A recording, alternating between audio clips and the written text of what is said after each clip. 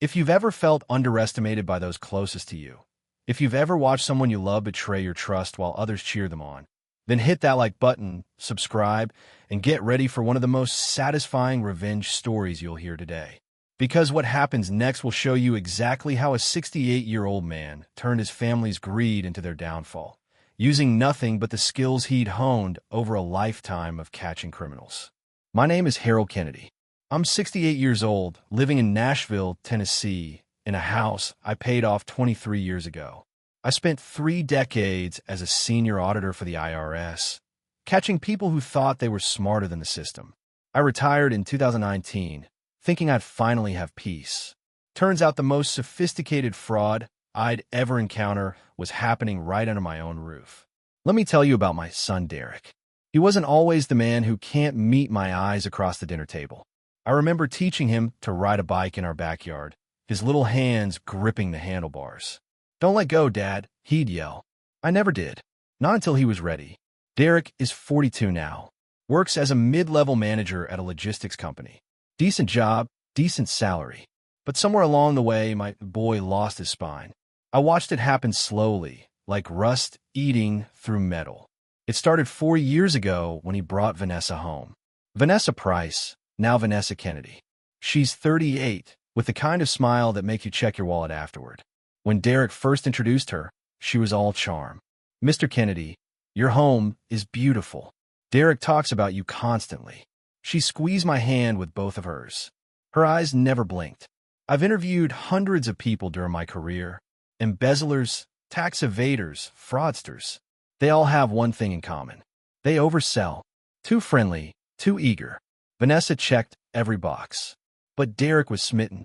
And what was I supposed to say? They married 18 months.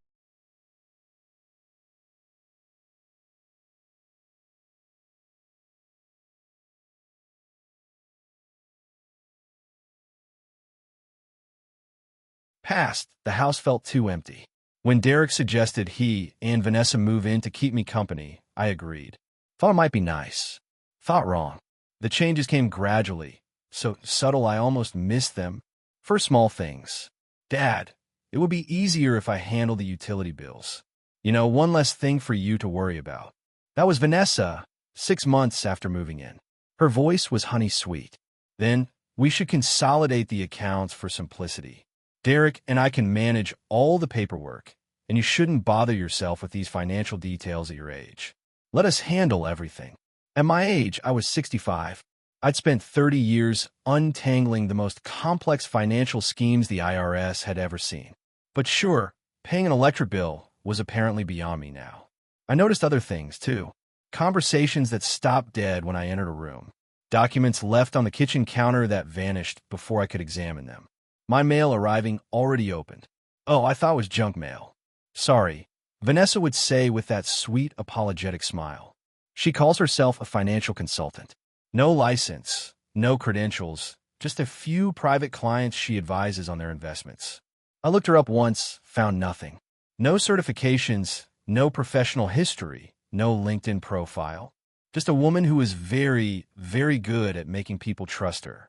Her older sister Peggy visits often, 64 years old, with a voice like a cheese grater and opinions on everything. Together, they'd sit in my living room, whispering and glancing my way like I was furniture that hadn't been moved in too long. I kept mental notes, old habit from my auditing days. Every suspicious interaction, every odd comment, every number that didn't quite add up. I wrote nothing down. Too risky with them watching, but I remembered everything. Then came Thanksgiving. The dining room was full. Peggy and her husband, some friends. Everyone gathered around a table loaded with food. My home. Vanessa had arranged everything, seating herself at the head of the table, my spot. But I said nothing.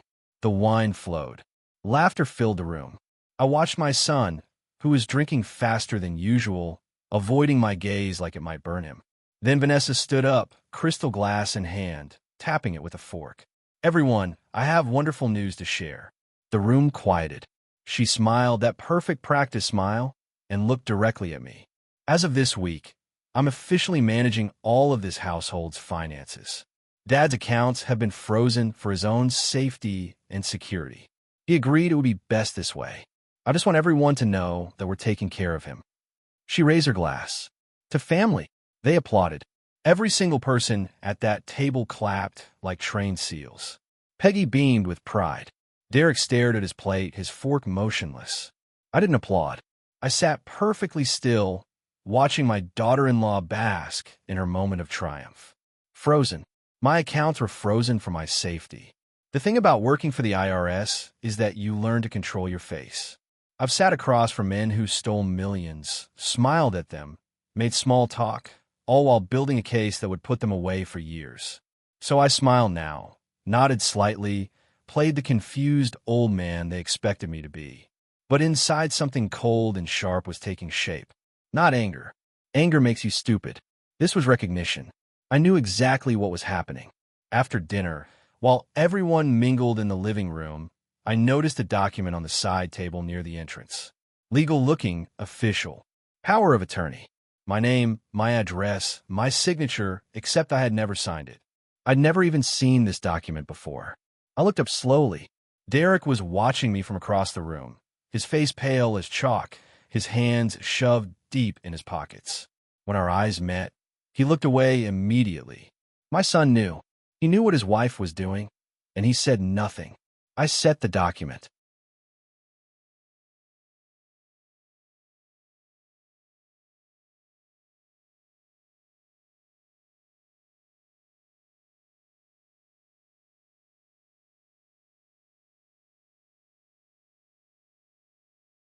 Down carefully, exactly where I'd found it. Walked to the kitchen, poured myself a glass of water, and stood at the window, looking out at the backyard where I taught my son to ride a bike. She thought she was dealing with a helpless old man. She had no idea what she'd just started. I didn't sleep that night. I lay in bed, staring at the ceiling, running numbers in my head. 3 years of consolidated accounts. 3 years of documents I'd signed without reading carefully enough or hadn't signed at all. 3 years of Vanessa's sweet smile and helpful suggestions. How much had she taken? How deep did this go? The next morning, I waited until the house was quiet. Derek had left for work early, avoiding breakfast with me. Vanessa was in the master bedroom, my former master bedroom, the one I'd shared with my wife for 35 years, doing whatever she did all day. I walked down to the basement. Old houses have secrets. Mine has a safe behind a false panel in the workshop area, hidden behind my workbench, where I restore antique clocks. It's a hobby that requires patience and precision. You can't rush a 100-year-old mechanism. Also, it means I spend hours alone in the basement, and nobody thinks twice about it. I'd installed that safe 20 years ago. Inside, copies of every important document I'd ever signed, birth certificates, property deeds, tax records, and signature samples spanning decades. Old auditor's paranoia. Maybe, but paranoia is just pattern recognition that hasn't been proven right yet. I pulled out my signature samples and compared them to a photograph I'd taken of that power of attorney document. The forgery was good, very good, but the K was wrong. My K has a distinctive backward lean, a quirk from my 20s. This K stood straight up, textbook perfect. Nobody forges a signature by making it too neat. But Vanessa didn't know that. I photographed everything, saved images to a secure cloud account she didn't know existed. Then I put everything back exactly as it.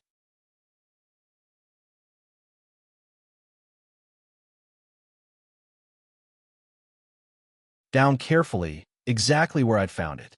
Walked to the kitchen, poured myself a glass of water, and stood at the window, looking out at the backyard where I taught my son to ride a bike.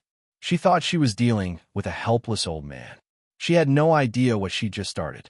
I didn't sleep that night. I lay in bed, staring at the ceiling, running numbers in my head. 3 years of consolidated accounts. 3 years of documents I'd signed without reading carefully enough or hadn't signed at all. 3 years of Vanessa's sweet smile and helpful suggestions. How much had she taken? How deep did this go? The next morning, I waited until the house was quiet. Derek had left for work early, avoiding breakfast with me. Vanessa was in the master bedroom, my former master bedroom, the one I'd shared with my wife for 35 years, doing whatever she did all day. I walked down to the basement. Old houses have secrets. Mine has a safe behind a false panel in the workshop area, hidden behind my workbench, where I restore antique clocks. It's a hobby that requires patience and precision. You can't rush a 100-year-old mechanism. Also, it means I spend hours alone in the basement, and nobody thinks twice about it. I'd installed that safe 20 years ago. Inside, copies of every important document I'd ever signed, birth certificates, property deeds, tax records, and signature samples spanning decades. Old auditor's paranoia.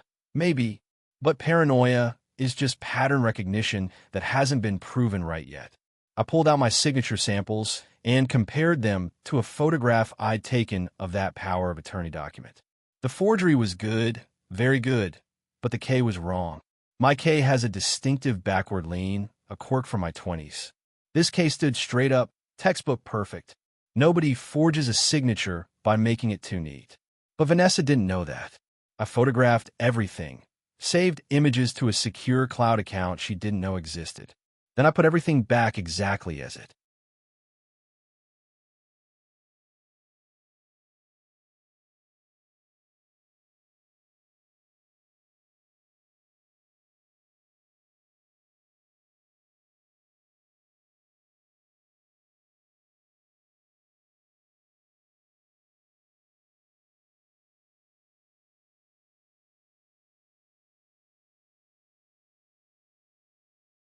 was. I remember the day Vanessa moved in 3 years ago. She'd arrived with Derek carrying boxes. I was in the living room with my wife's piano. We kept it even though neither of us played. "Oh, that's beautiful," Vanessa had said, running her fingers along the ivory keys. "Do you play, Harold?" "No, my wife was going to learn." "How sweet. You know, I took lessons as a girl. Maybe I could play for you sometime." She never did. Within 6 months, the piano was in the garage. Within a year, she suggested selling it. I refused. Her face when I said no, just for a moment before the mask slipped back into place.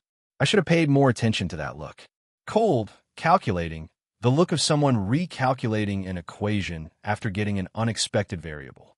Around noon, Vanessa appeared in the kitchen where I was making a sandwich. "Good morning, Dad." She was chipper, radiant, as if last night's announcement was perfectly normal. "How are you feeling today?" "Sleep well." "Fine, thank you." "Good, good. Can I make you some tea? You look a little tired." "I'm fine." She studied me for a moment, her head tilted slightly, like a bird examining a worm. "You know what I said last night about managing things? It really is for the best. Derek, and I just want to make sure you're not stressed about finances. You've earned a rest." He smiled at her. The same smile I'd given to a man who embezzled $4 million from a children's hospital. "That's very thoughtful, Vanessa. We're family," she said. "That's what family does." "Family?" The word tasted like ash in my mouth. I nodded and took my sandwich upstairs, locked the door. Then I opened my laptop and began searching. Elder financial abuse attorney, Nashville, Tennessee. Adult Protection Act lawyer. Financial exploitation, elderly adults, legal help. The results were illuminating. Tennessee takes elder abuse seriously. Financial exploitation of adults over 65 is a felony. Forgery is a Class C felony, carrying years in prison. If I could prove what she'd done, Vanessa wouldn't just lose access to my accounts. She'd lose her freedom. I found him on page 2. Gerald Martinez, attorney at law, specialized in elder abuse. 200 reviews, 4.8 stars. Not a single lost case of this type in 5 years. I scheduled a consultation for the following week using a library computer and a credit card Vanessa didn't know about. That evening, I heard Peggy's voice from downstairs. She was on the phone, her grating tone carrying through the old house's thin walls. "Honestly, it's getting worse. Poor Harold forgot what day it was yesterday. Asked me twice if it was Sunday. Derek is worried about him. Naturally. We all are. It might be time to discuss options, for his own good." I hadn't forgotten anything.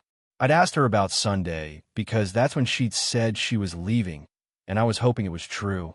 But there it was, the groundwork being laid, the narrative being constructed. Confused old Harold forgetting things, needing supervision, needing someone to manage his affairs. They weren't just stealing from me. They were building a case to declare me incompetent. I sat surrounded by antique clocks I'd restored over the years. each one a puzzle I'd solved. Patience and precision. Find a broken gear, fix it. This wasn't so different, just a more dangerous mechanism. I thought about Derek, my son who couldn't meet my eyes, who drank too much at dinner, who let his wife stand up in my house and announce she'd taken control of my life. When did I lose him? The questions wouldn't help me now. What's done is done. What matters is what comes next. Later that night, I went to empty the hallway trash can. At the bottom, under crumpled tissues, an envelope from First Tennessee Bank, addressed to me, already opened. They were intercepting my mail now. I stood there in the dim hallway, holding that torn envelope, and felt something shift inside me. The last traces of doubt disappeared.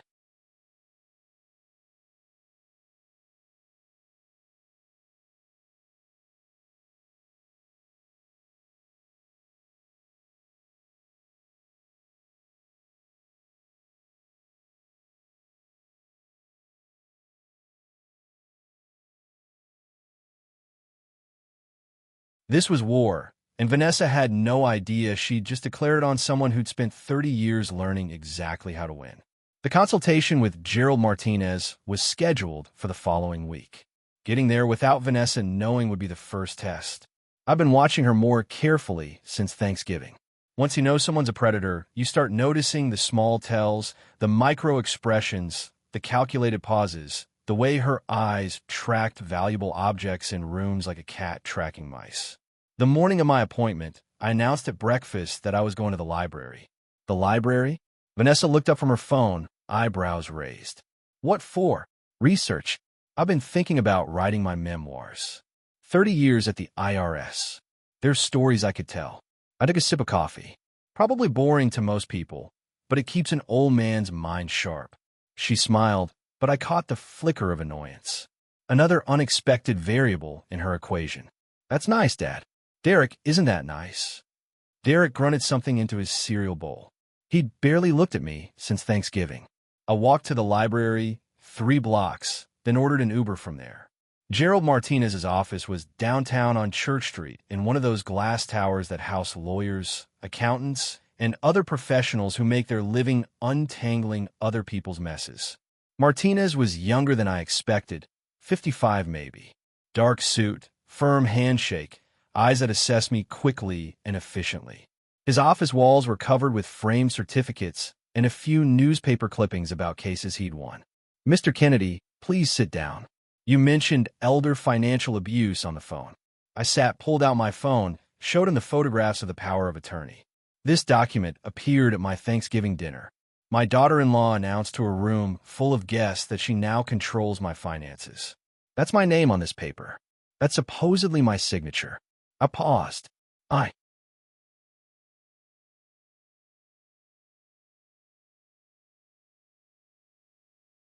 could approach on foot as if I'd walked from the library. Vanessa was waiting in the living room when I came through the door. How was the library? Educational. I hung up my coat. Found some interesting material on memoir structure. Did you know most successful memoirs start with a dramatic incident? Something that hooks the reader. Fascinating. She was watching me too closely. You were gone a long time. Old men walked slowly, and the library had comfortable chairs. I started toward the stairs. I think I'll rest before dinner. Dad. I turned. She was holding something. A small slip of paper. I was doing laundry earlier. Found this in your jacket pocket. She held it up. An Uber receipt. $34 is a long way from the library. The air in the room changed. I could feel her calculating, reassessing, trying to figure out what move I'd made that she hadn't anticipated. I kept my face pleasant, mildly confused. The befuddled old man she expected. Uber? I don't know what that is. Must be from before.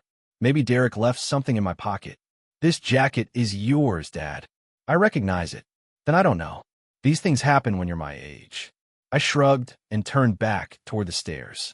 Memory isn't what it used to be. I felt her eyes on my back all the way up. She wasn't sure. Not yet. But the first crack had appeared in her perfect plan. The weeks between Thanksgiving and Christmas passed in a strange, suspended tension. On the surface, nothing had changed. Vanessa still smiled, her sweet smile. Derek still avoided my eyes. Peggy still called weekly to check on poor Harold's memory, but underneath, everything was shifting. I'd hired Rachel Thompson the day after meeting Martinez. She was 34, sharp-featured, with the kind of direct gaze that made you want to tell the truth, whether you meant to or not. We met at a diner across town. Neutral territory, no paper trail. I need you to find out everything about Vanessa Kennedy, I told her. Maiden name.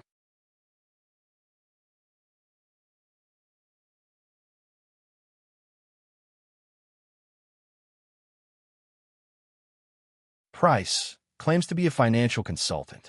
What kind of everything? Professional history, client list, any complaints, lawsuits, or criminal investigations. I want to know everyone she's worked with and what happened to them.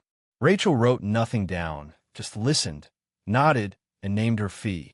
I paid her $1,500 as a retainer. Mr. Kennedy, she said before we parted, in my experience, people who steal from family usually have practice. If she's doing this to you, you're probably not the first. That's exactly what I'm counting on. Meanwhile, I played my part, the confused, compliant father-in-law who shuffled around his own house like a guest. Every morning, Vanessa would check on me with that saccharine voice. Sleep well, Dad? Need anything? Every evening, I'd retreat to my room early, claiming fatigue. What she didn't know was that I was watching, cataloging, building a case in my head. I noticed how she always positioned herself between me and the mailbox, how she'd suddenly appear whenever I was near the computer, how she'd steered Derek away from private conversations with me. Christmas arrived with all its false cheer. Vanessa had decorated the house, my house, with expensive ornaments and a tree that must have cost $300, paid for with my money, no doubt. She'd invited Peggy and a few of their friends for dinner, recreating the Thanksgiving dynamic. The gifts under the tree were wrapped in gold paper. When we opened them, I received practical items, socks, a sweater, a book about staying mentally active in your golden years. Subtle. Vanessa received jewelry. Derek got new golf clubs. I did the math. The jewelry alone was probably $2,000. Money she'd taken from me, transformed into a gift for herself. There was an elegant irony there if you had the stomach for it. After dinner, I watched Derek. He was drinking again, not falling down drunk, but steadily, methodically, the way a man drinks when he's trying to drown something. His hand shook.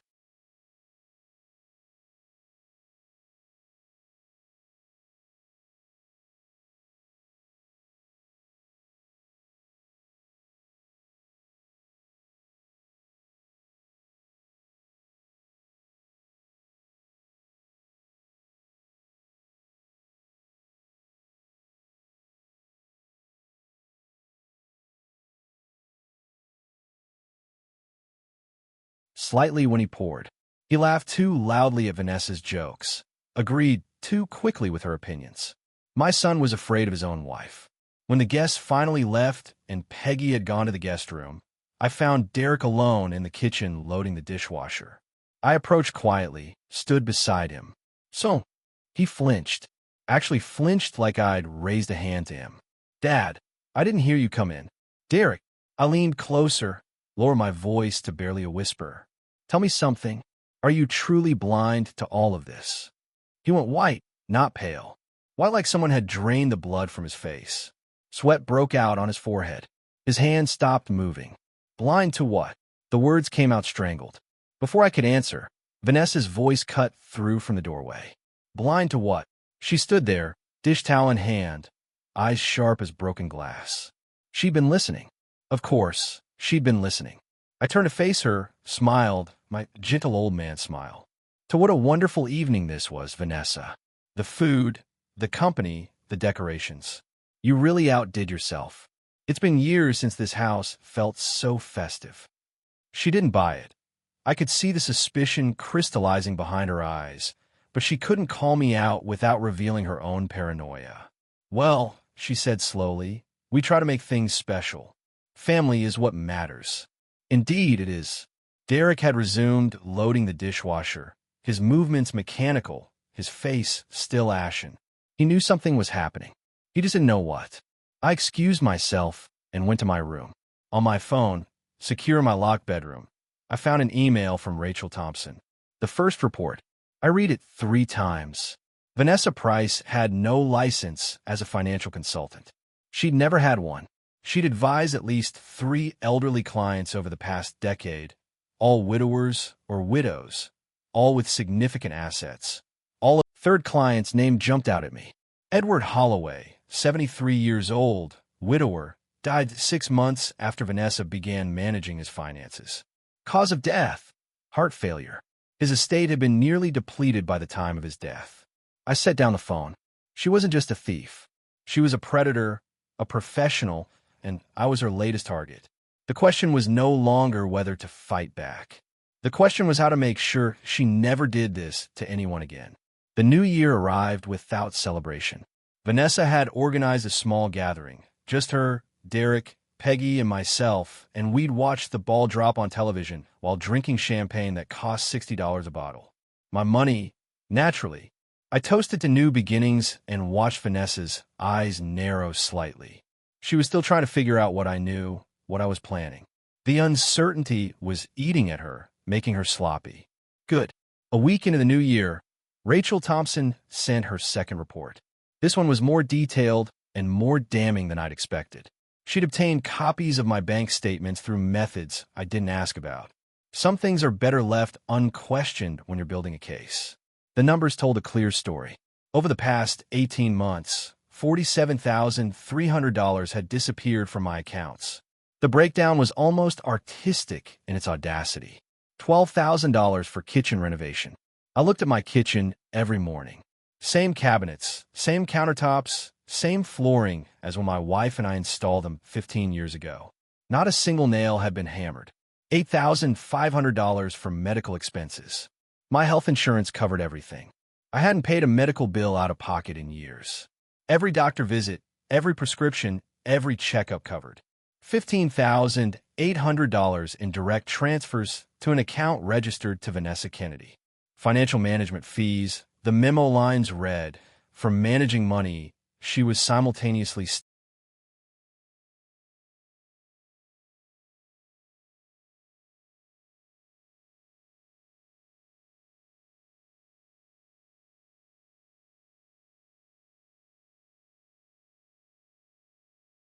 sat in my basement workshop, surrounded by the quiet ticking of restored clocks, and read the numbers again. $47,300. Enough to buy a new car. Enough for someone's college tuition. Enough to live on for a year if you were careful. Gone. Taken by a woman who smiled at me every morning and asked if I'd slept well. The rage I felt was cold and focused, not the hot, blinding kind that makes you do stupid things. This was the rage of an auditor who'd found fraud. Methodical, patient, building toward a reckoning. But Vanessa wasn't standing still either. 2 weeks later, a woman appeared at our door. Professional attire, clipboard, friendly but assessing smile. Mr. Kennedy, I'm Sandra Walsh from Adult Protective Services. I'm here to conduct a welfare assessment. Vanessa appeared behind me, her face a portrait of concern. Sandra, thank you so much for coming. We've been so worried about Dad lately. I let them in. Let Sandra sit me down in my own living room while Peggy, who'd arrived coincidentally that morning, hovered nearby, shaking her head sadly and making little tooting sounds. Mr. Kennedy, Sandra began, your family has expressed concerns about your cognitive state, specifically memory issues, confusion about dates and times, difficulty managing daily tasks. I looked at Vanessa. She had arranged her features into an expression of loving worry. It was masterful, really. Academy Award material. I see, I said. And what would you like to know? For the next hour, Sandra asked questions. What day was it? Who was the current president? Could I count backward from 100 by 7s? Did I know my address, my social security number, the names of my relatives? I answered every question correctly. I recited my medication list, which Vanessa had been managing from memory, including dosages and timing. I described my daily routine in detail. I solved the simple logic puzzle she presented without hesitation. When she asked about my career, I told her 30 years with the IRS.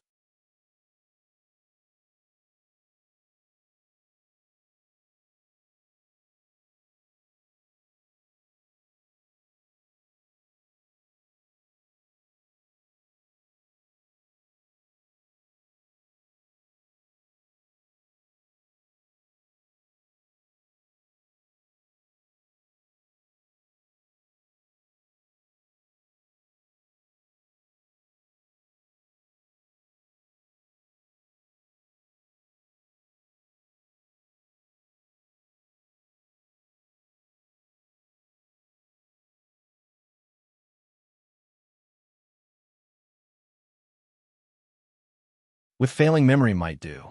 I left the account statement on the kitchen counter just for a few minutes, just long enough for Vanessa to walk through on her way to the laundry room. I watched from the doorway, pretending to be absorbed in the newspaper as her eyes caught the paper, watched them widen slightly as she read the bank's name, the account number, the balance, $3,000, sitting in an account she hadn't known about, money that wasn't under her control. She didn't say anything, just walked past, collected her laundry basket, and continued on like nothing had happened. But I saw her hands tighten on the basket's handles until her knuckles went white. Saw the calculation happening behind her eyes. For someone like Vanessa, that was intolerable. An asset she didn't control was an asset she couldn't steal. I went back to my routine, puttering in the basement with my clocks, pretending to nap in my chair, shuffling around the house like the harmless old man she believed me to be. And I waited. Exactly 8 days later, I received a letter from Regions Bank. Dear Mr. Kennedy, it read, "We are writing to inform you of an attempted unauthorized access to your account.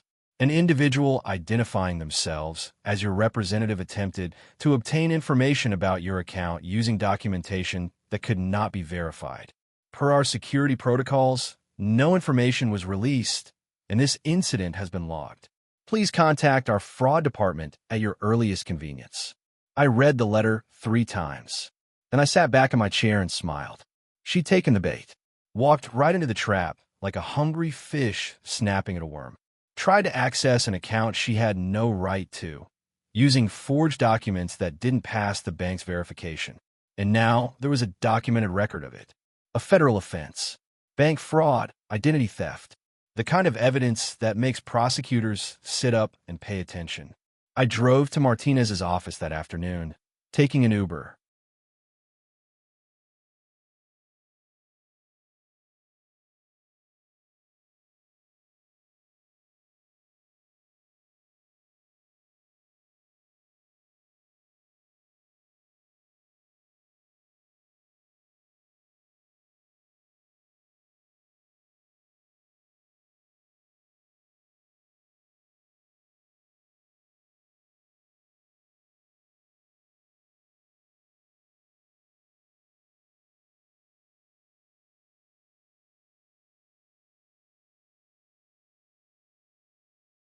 From the library as usual, handed him the letter without a word.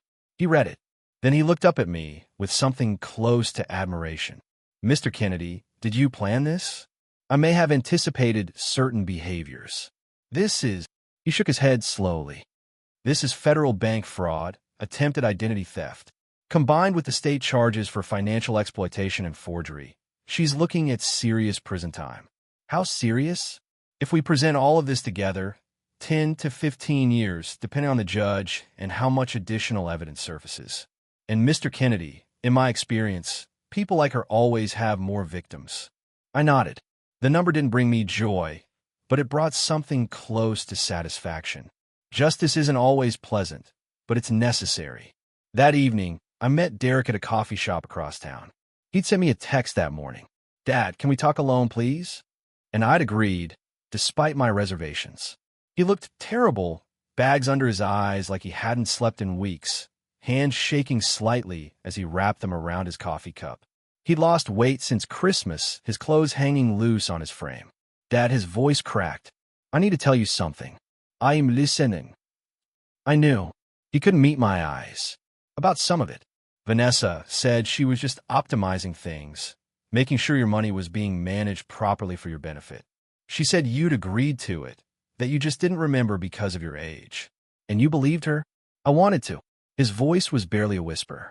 It was easier to believe her than to think my wife was. He trailed off, unable to say the word. "Stealing from your father?" He flinched like I'd struck him across the face. "I didn't know how much. I swear to you, Dad. I didn't know about the amounts or the forged signature or any of the specific details, but I knew something wasn't right, and I didn't ask questions because I was afraid of the answers. Because asking would have meant admitting my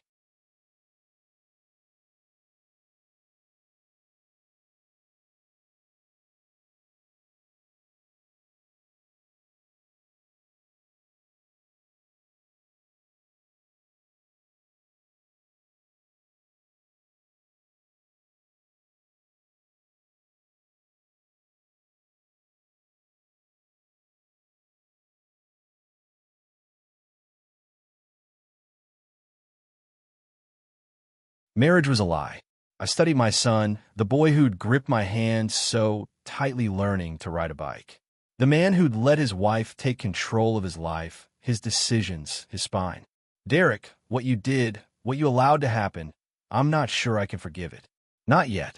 Maybe not ever. He nodded, tears forming in his eyes and spilling down his cheeks. But you're here now. That counts for something. I leaned forward. The question is, what are you going to do about it? I don't know. I'm scared of her, Dad. You don't know what she's like when she's angry. The things she says, the way she looks at me. Oh, I think I'm about to find out. I paused. She's planning something for my birthday, isn't she? Derek went pale, his coffee cup frozen halfway to his lips. How did you know? Because that's what predators do. They escalate. They push for more when they feel their control slipping. I held his gaze until he looked away. Tell me what she's planning. He swallowed hard. A trust document. Something that would transfer the house to her and me after you pass. She says it's just estate planning, but there's a clause about if you're declared incompetent. All assets transfer to her control immediately. Yes. His voice was hollow. Dad, whatever you do, don't sign anything. Not on your birthday. Not ever. I reached across the table and placed my hand on his arm. Son, I have no intention of signing anything. I squeezed once, then let go. But I think it's time Vanessa learned that this old man still has a few surprises left. My 69th birthday arrived on a cool mid-March morning. The kind of day that starts with pale sunshine and the promise of spring after a long winter. Vanessa had been planning something for weeks. I'd caught glimpses, hushed phone calls, a new dress hanging in the closet, an appointment written in her calendar for a lawyer. 2 p.m. Derek's warning echoed in my mind. Don't sign anything. That evening, the dining room was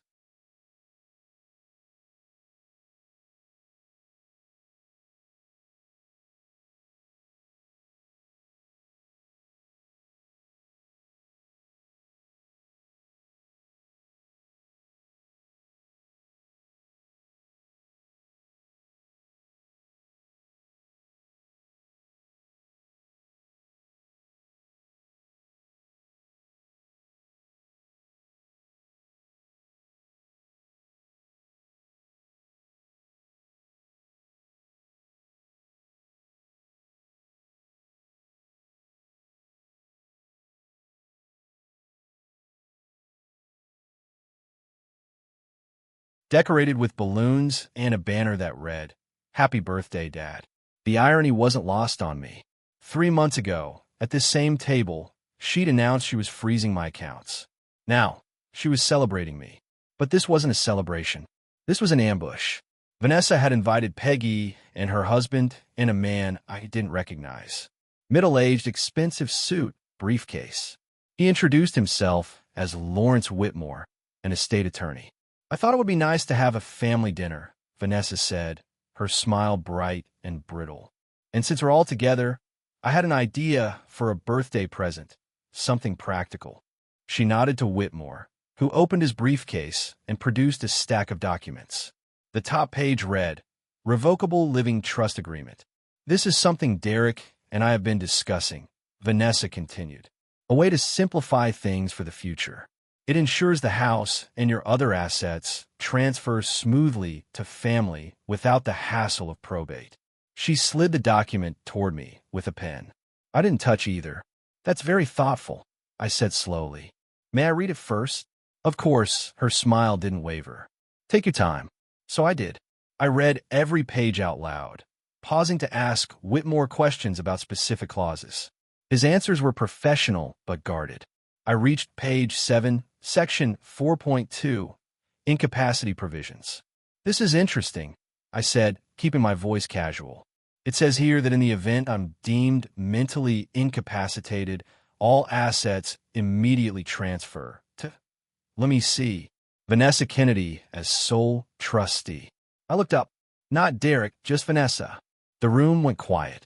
That's standard language, Whitmore said quickly. It's just a safeguard. A safeguard that would let her control everything the moment a doctor signs a paper saying, I'm confused. I set down the document.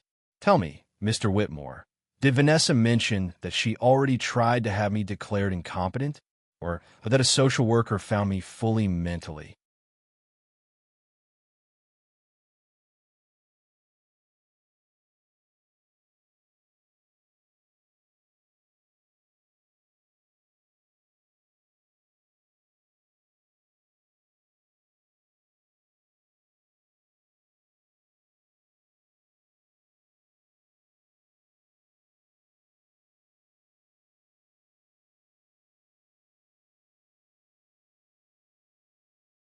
Competent just 2 months ago. Whitmore's professional composure cracked slightly. He glanced at Vanessa. Dad. Vanessa's voice had lost its honey. This is just estate planning. There's no need to be paranoid. I appreciate the concern for my estate, Vanessa, but I'll have to decline. I pushed the document back across the table. My attorney has advised me not to sign anything without his review. Your attorney? Her eyes narrowed. What attorney? Gerald Martinez. Specializes in elder law and financial crimes. Perhaps you've heard of him. I watched her face go through several emotions in rapid succession. Confusion, calculation, and finally a flicker of something that looked very much like fear. I didn't know you had an attorney, she said carefully. There are many things you don't know about me, Vanessa. I smiled. For instance, you don't know that I've been keeping detailed records of every financial transaction in this household for the past 3 years. You don't know that I have copies of documents you thought were safely filed away, and you don't know that tomorrow morning a civil lawsuit will be filed against you in Davidson County Court. The color drained from Vanessa's face, literally drained. I could see it happening like watching water flow out of a sink. Her hands gripped the edge of the table. What are you talking about? $87,300. That's the amount my forensic accountant has documented as misappropriated from my accounts over the past 18 months, plus interest and legal fees. I paused. I suppose I should thank you for the birthday party. It's given me a chance to serve you notice in person. Derek sat frozen in his chair, looking like he might be sick. Peggy's mouth hung open. Whitmore was already packing his briefcase, clearly wanting no part of whatever was happening. Vanessa recovered faster than I expected. Her face hardened into something cold and determined. You're delusional, she said, her voice flat. This is exactly what I was afraid of. Your mind is going, and you're lashing out at the people trying to help you. We'll let the court decide whose mind is going. I stood up from the table. Thank you for the birthday dinner, Vanessa. It's been memorable. I walked up to my room, leaving chaos behind me. Through the floor, I could hear Vanessa's voice rising, demanding explanations, making accusations. Derek's voice pleading. The lawsuit was already filed. Martinez had delivered the papers that afternoon. By morning, Vanessa Kennedy would officially be a defendant. The next day, I watched from my window as the mail carrier approached, watched Vanessa intercept the mail, as she always did, watched her open an envelope addressed to her. Even from a distance, I could see her hands shake as she read. The counterattack came faster than I expected. Within a week of receiving the lawsuit, Vanessa had hired her own attorney, a man named Victor Sloan, who had a reputation for aggressive tactics and questionable ethics. They filed a response that made my blood boil when Martinez showed it to me. She's claiming harassment, Martinez said, flipping through the pages. Says you've been creating a hostile living environment, following her around the house, making threatening comments, deliberately trying to provoke her. I've barely spoken to her in weeks. She's also filed a motion to have you declared mentally incompetent. He pulled out another document. She's using Peggy as her primary witness. Statements about your confusion, your memory lapses, your irrational behavior. That social worker already determined I was competent. She's arguing that was months ago, and your condition has deteriorated rapidly. Martinez looked at me over the papers. Mr. Kennedy, I need to be honest with you. This is going to get ugly before it gets better. He was right. The competency hearing was scheduled for early April. I spent 2 days being examined by court-appointed psychologists and geriatric.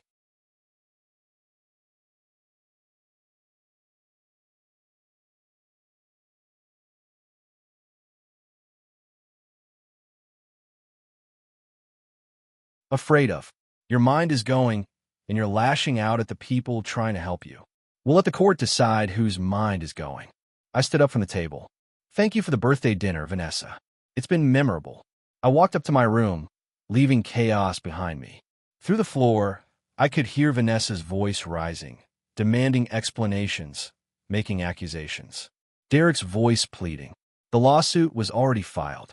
Martinez had delivered the papers that afternoon. By morning, Vanessa Kennedy would officially be a defendant. The next day, I watched from my window as the mail carrier approached, watched Vanessa intercept the mail, as she always did, watched her open an envelope addressed to her. Even from a distance, I could see her hands shake as she read. The counterattack came faster than I expected. Within a week of receiving the lawsuit, Vanessa had hired her own attorney, a man named Victor Sloan, who had a reputation for aggressive tactics and questionable ethics. They filed a response that made my blood boil when Martinez showed it to me. She's claiming harassment, Martinez said, flipping through the pages. Says you've been creating a hostile living environment, following her around the house, making threatening comments, deliberately trying to provoke her. I've barely spoken to her in weeks. She's also filed a motion to have you declared mentally incompetent. He pulled out another document. She's using Peggy as her primary witness. Statements about your confusion, your memory lapses, your irrational behavior. That social worker already determined I was competent. She's arguing that was months ago, and your condition has deteriorated rapidly. Martinez looked at me over the papers. Mr. Kennedy, I need to be honest with you. This is going to get ugly before it gets better. He was right. The competency hearing was scheduled for early April. I spent 2 days being examined by court-appointed psychologists and geriatric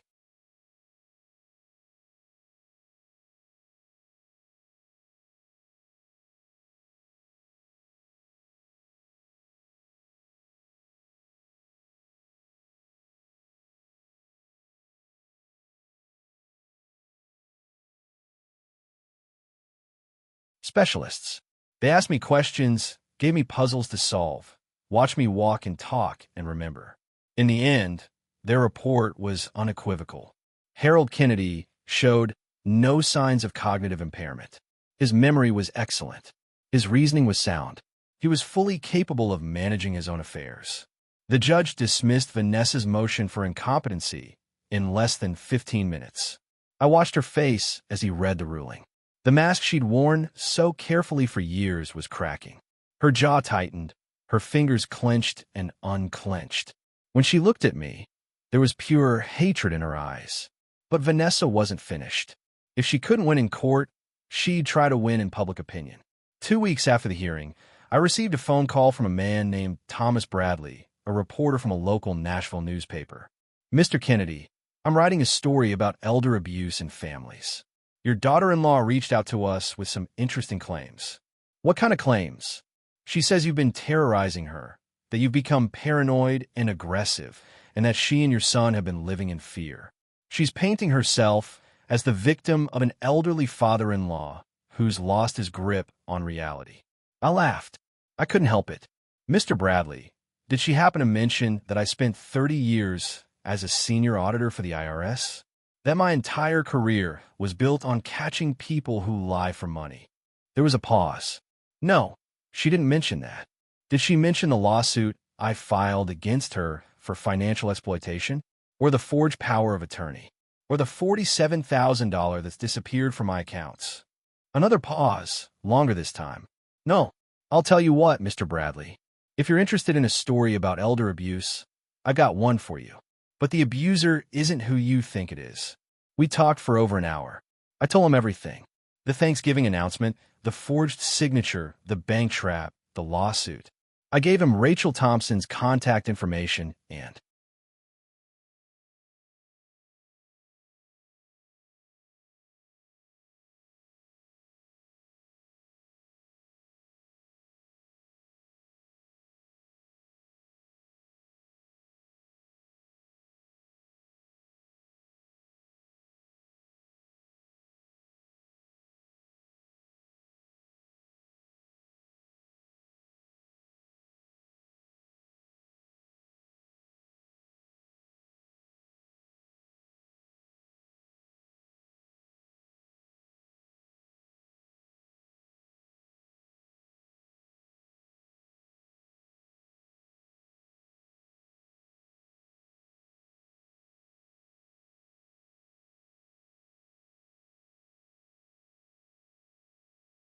Martinez's office number. I told him about Edward Holloway, the elderly man who died after Vanessa managed his finances. When I finished, there was a long silence. "Mr. Kennedy," Bradley said finally, "would you be willing to go on the record with all of this?" I've been waiting for someone to ask. The story didn't run immediately. Bradley was a good journalist. He wanted to verify everything, talk to other sources, build a complete picture. But he called me 3 weeks later with news that changed everything. "I found 2 more people," he said. 2 more elderly clients Vanessa worked with before she married your son. Both of them lost significant money. Both were told it was investment losses or management fees. Both were too embarrassed to press charges. Are they willing to talk? One is Martha Greenwood, 78 years old. Lost over $60,000. She thought she was the only one. When I told her about you and the others, she started crying. He paused. The other is Robert Daniels, 69. He lost nearly $80,000. His daughter convinced him to speak to me. 3 victims, 3 separate cases, a pattern of behavior spanning almost a decade. Vanessa wasn't just a thief. She was a serial predator who'd made a career out of stealing from the elderly. I called Martinez that evening. "We need to talk to the district attorney," I said. "This isn't just a civil matter anymore." Already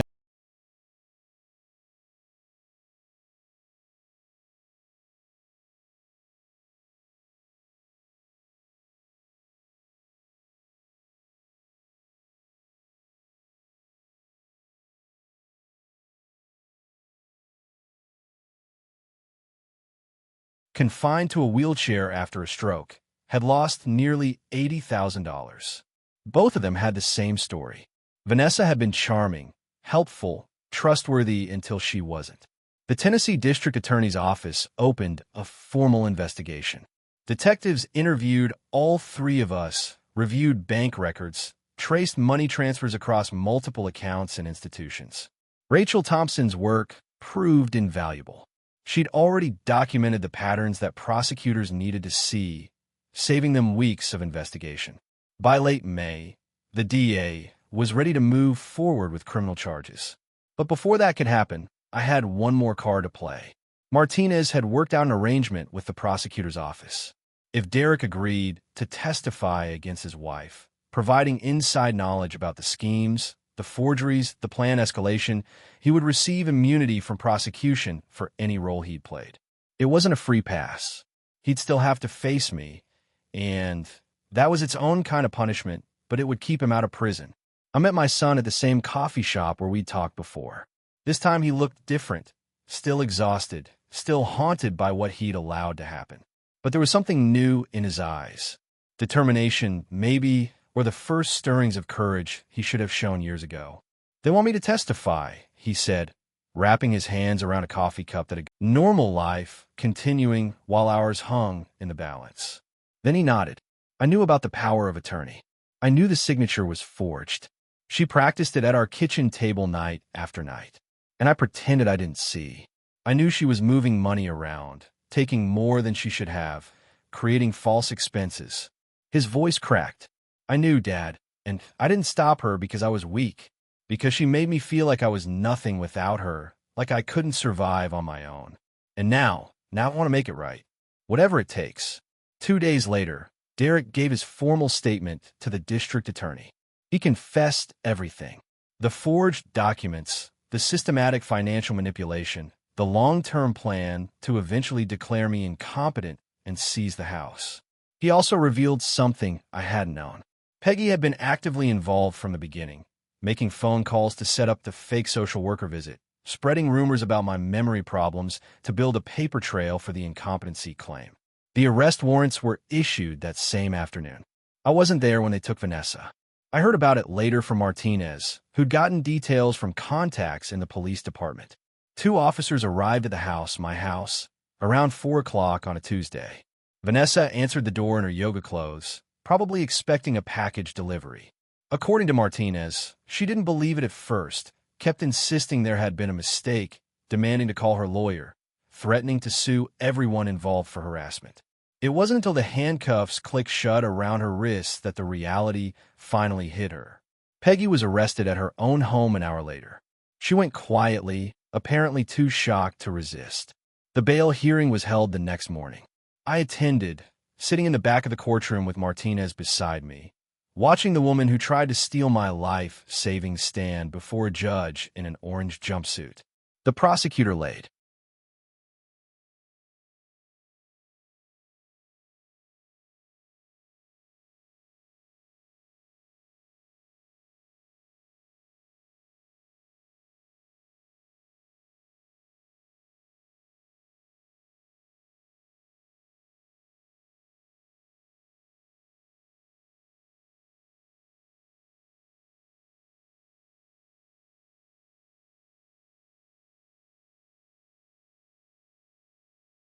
out the charges: financial exploitation of 3 elderly adults, felony forgery, bank fraud, identity theft, conspiracy. Total documented losses exceeding $100,000. Bail was set at $250,000. Vanessa's face went gray when she heard the number. She didn't have that kind of money. Not anymore. Her assets had been frozen pending the investigation. Then came the moment I'd been waiting for. As the bailiff moved to escort her out, Vanessa spotted Derek in the courtroom. Their eyes met across the room. Whatever composure she'd maintained shattered completely. "You." She lunged toward the railing, guards grabbing her arms. "You did this. You betrayed me. After everything I did for us, everything I sacrificed." Derek stood his ground, pale, shaking but standing. "You ruined everything," Vanessa screamed. Her voice echoed off the courtroom walls. "I will make you pay for this. Do you hear me? I will destroy you." The guards dragged her toward the door. She twisted in their grip, her eyes wild, finally finding me in the back row. "And you," she spat the words like poison. "You think you've won, old man? This isn't over. This will never be over." I met her gaze calmly. Didn't flinch. Didn't look away. "Actually, Vanessa," I said quietly, "I think it is." The door closed behind her. The courtroom fell silent. Derek walked over to where I sat. His hands were trembling. "Dad," his voice broke. "I'm so sorry. For all of it." I looked at my son, the boy who'd let me down. The man who'd finally found his spine. "I know you are, son. I know." The trial lasted 3 weeks. By the end, there was no doubt about the outcome. The prosecution presented a devastating case. Bank records showed systematic theft over nearly a decade across multiple victims. Expert witnesses testified about the forged signatures, demonstrating how they differed from my authentic signature. Martha Greenwood broke down on the stand, investments, and slowly drained her life savings while smiling at her every Sunday. Robert Daniels gave his testimony from a wheelchair, his voice steady despite the emotion visible on his face. His daughter sat behind him, tears streaming down her cheeks as he described losing $80,000, money he'd saved for his grandchildren's education. And Derek testified.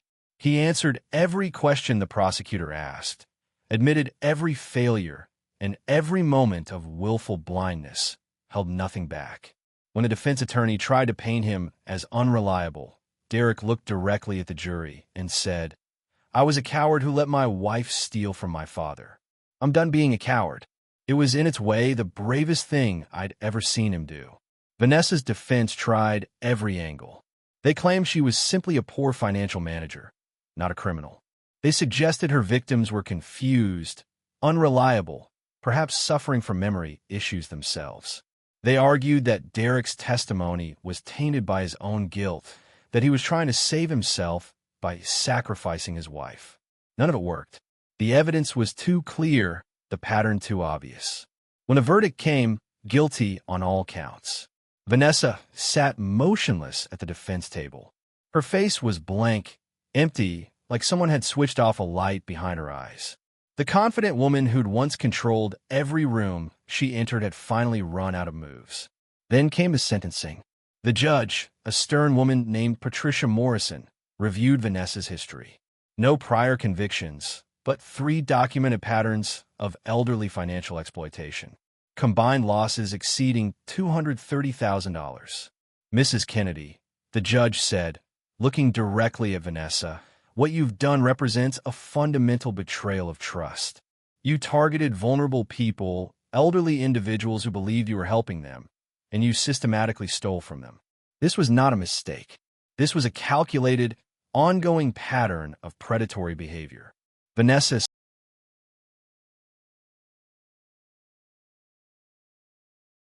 ahead, expression frozen, offering no response. For the charge of financial exploitation of elderly adults, I sentence you to 6 years. For forgery, 3 years to be served consecutively. For bank fraud, 2 years concurrent. She paused to let the numbers sink in. Total sentence, 8 years, with eligibility for parole after 4 years served. Additionally, you are ordered to pay full restitution totaling $232,000. Vanessa's shoulders slumped forward, her head dropped. The polished, confident woman who'd announced at my Thanksgiving table that she was in control of my finances was gone. In her place sat someone small, defeated, broken by the weight of her own crimes finally catching up with her. Peggy, charged as an accessory, received 2 years probation and 500 hours of community service. She'd cooperated once she realized how deep her sister's schemes ran. After the sentencing, I stood outside the courthouse with Derek. The late summer sun was warm on my face. Birds sang in the trees lining the street. Life continued even after everything. What happens now? Derek asked quietly. Now we move forward. I looked at him. I'm selling the house. He blinked in surprise. What? Too many memories. Not all of them good. I shrugged. I'm thinking about a condo downtown near the restaurants I like. Somewhere without a master bedroom that someone else claimed as hers. Derek was silent for a long moment. I filed for divorce. Papers went through last week. I know. I'm looking for an apartment. I need to figure out who I am without her telling me who to be. That's probably a good idea. He turned to face me fully. Dad, I don't know how to make this right. What I let happen, what I was part of. I was a coward. I failed you in every way a son can fail his father. Yes, you did. I didn't soften it. He needed to hear the truth without cushioning. But you also stood up when it mattered. You told the truth when lying would have been easier. I paused. That doesn't.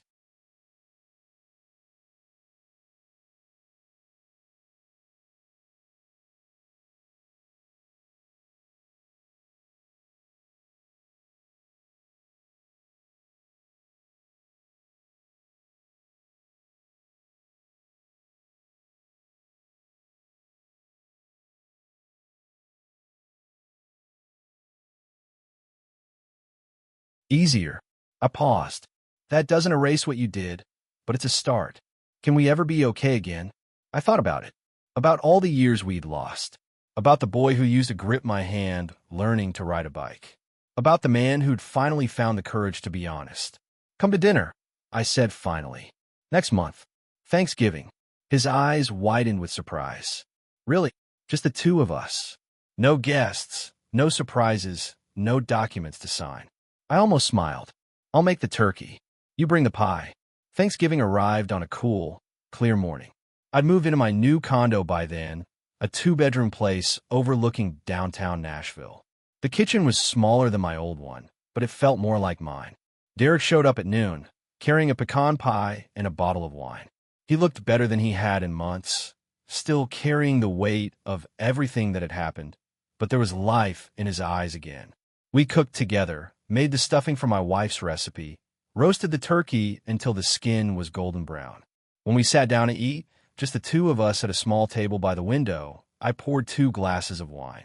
A year ago, I said, your wife stood up at my Thanksgiving table and announced she was taking control of my finances. Everyone applauded. I raised my glass. A lot has changed. Derek lifted his glass, meeting my eyes. To justice, I said, and to second chances. We drank. Outside, Nashville spread out below us, lights flickering on as evening approached. It wasn't the same as before. It never would be, but it was honest. It was real, and for the first time in a very long time, it felt like family. Justice comes in many forms.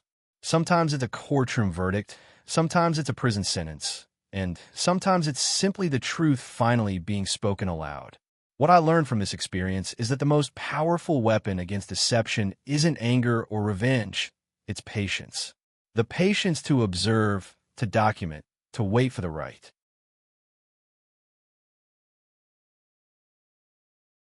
moment.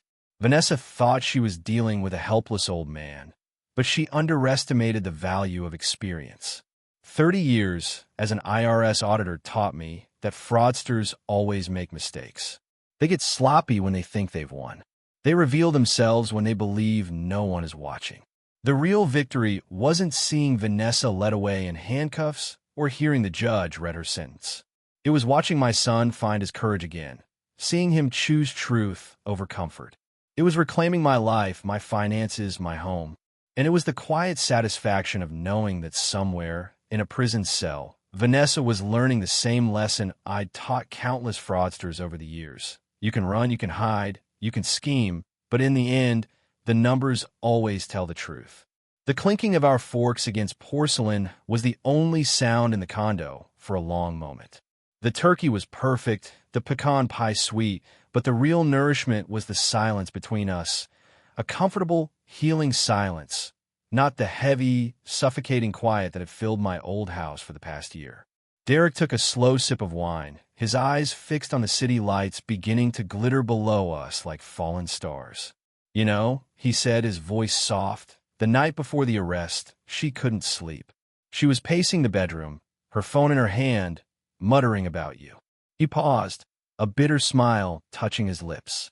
She called you a stubborn, senile old fool who was about to lose everything. She said her only mistake was underestimating how much trouble a confused man could make. I took a bite of stuffing, the taste a ghost of Thanksgiving's past. And what did you think when she said that? I thought she was right, he admitted, the words barely audible. Not about you being senile. I knew by then that you were the sanest person in that house. But I thought you were in over your head. I thought you'd make a fuss, she'd get a slap on the wrist, and then she'd make both of our lives.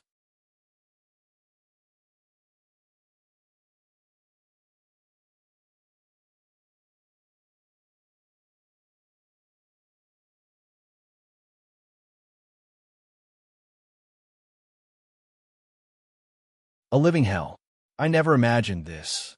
He gestured vaguely, as if the scope of Vanessa's downfall was too vast to encompass. I never imagined you'd burn it all to the ground. I didn't burn it to the ground, son. I corrected him gently. I just followed the blueprint, the money trail, the forged documents, the lies. They create a structure, and all you have to do is trace the load-bearing walls. Once you find those, you know exactly where to push to bring the whole thing down. Vanessa's greed was the foundation, and it was rotten from the start. He nodded, absorbing this. I got a letter from her last week. From prison. I looked up, surprised. And she didn't apologize, if that's what you're thinking. He let out a short, harsh laugh. Far from it. She said I was a pathetic, weak-willed traitor. That she should have known I'd run back to Daddy the second things got tough. She swore she'd find a way to get even with both of us. He shook his head, a flicker of the old fear in his eyes before it was extinguished by a new resolve. But reading it, it was like reading a letter from a stranger. The power she had over me, it was all in my head. It was gone the moment I decided to tell the truth. The truth has a way of doing that, I said. It's like sunlight. It doesn't fight the darkness. It just shows you where the furniture is, so you can stop bumping into it. After dinner, we cleared the plates together, our movements in sync in a way they hadn't been for years. It felt domestic, normal. As he was leaving, coat in hand, he hesitated at the door. Dad, about the money. The restitution. I know she's ordered to pay it all back, but let's be real. She'll never be able to. I want to help. I've already started. I took a second job on weekends. It's not much, but, Derek, I interrupted, my voice firm but not unkind. The money is gone. Chasing it, letting it define our relationship. That's just letting Vanessa win from a prison cell. What's done?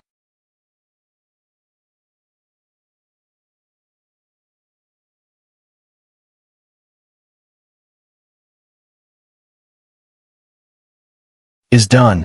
What matters is what we build from here. Your debt to me isn't financial. It's about trust.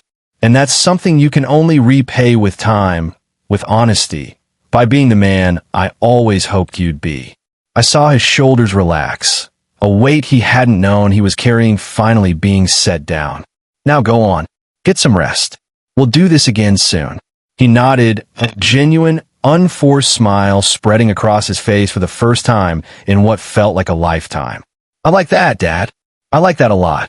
The door closed, and I was alone in the quiet of my new home. I walked to the window and looked out at the sprawling city. For 30 years, my life had been about numbers, about finding the lies hidden in columns of figures and complex financial statements. I had thought retirement meant leaving that world behind. But Vanessa had taught me that the most important audits aren't the ones you do for the IRS. They're the ones you do in your own life. They're about reading the people around you, about trusting your instincts when something feels off, about having the courage to look closer when everyone else tells you to look away. My phone buzzed on the counter. It was an email from Gerald Martinez. The subject line simply read, "Update." I opened it. There was a brief message. "Harold, thought you'd want to know. The DA's office, acting on information from your daughter-in-law's case.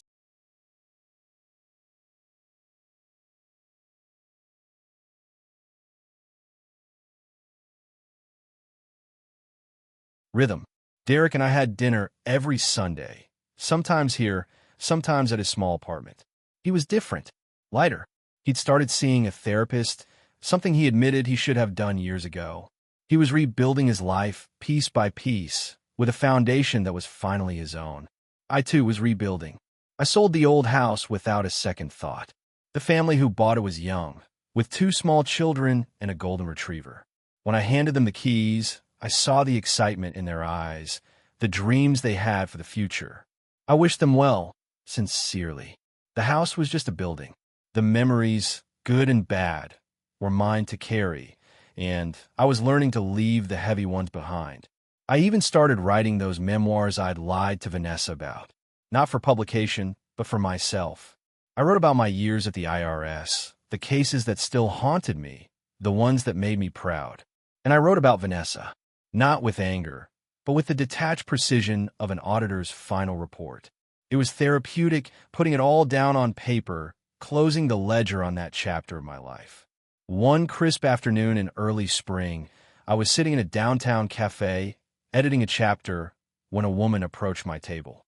She was perhaps in her late 70s, elegantly dressed, with a kind face and sharp, intelligent eyes. "Excuse me," she said, her voice hesitant. "I hope I'm not disturbing you. It's just, are you Harold Kennedy?" I looked up, momentarily wary. Old habits die hard. "I am." She let out a breath of relief. "Oh, good. My name is Eleanor Vance. I read about your case in the paper. Thomas Bradley's article." She pulled out the chair opposite me, without waiting for an invitation, her eyes earnest. "My husband, God rest his soul, had a financial consultant a few years back. A charming woman who helped him optimize his portfolio. By the time we figured out what was happening, nearly $70,000 was gone. We were too embarrassed, too tired to fight it. We just let it go." She leaned forward, her voice dropping to a conspiratorial whisper. "When I read your story about how you fought back, how you won, it gave me chills. You didn't just get your money back. You got justice. You stopped her from doing it again." She reached across the table and placed her hand on mine, her touch warm and firm. "I just wanted to say thank you. Thank you for being strong enough to do what so many of us couldn't." I sat there for a moment, stunned. I had been so focused on my own victory, on the satisfaction of seeing Vanessa pay, that I hadn't fully considered the ripple effect. My fight hadn't just been for me. It had been for Eleanor Vance and her husband. It was for Martha Greenwood and Robert Daniels. It was for all the silent victims who had been shamed into silence. "You're welcome," I said, my voice thick with an emotion I hadn't expected. But it wasn't just me. A lot of people had to find their courage. "Yes," she said, standing up and smoothing her skirt. "But you were the one who lit the match." She gave me a small, brilliant smile and walked away, leaving me sitting there with my laptop, my memoir, and a profound sense of peace. I had spent my career hunting down people who broke the rules for personal gain. I had retired thinking my greatest battles were behind me. But I was wrong. The most important fight of my life had been fought not in a corporate boardroom or a federal courtroom, but at my own dining room table. And the prize wasn't money or recognition. It was something far more valuable. It was the quiet satisfaction of knowing that when the moment came, I hadn't let go. I had looked at the predator in my house, and I had shown her that this old man still knew how to audit a life, balance the scales, and collect on a debt that was long, long overdue.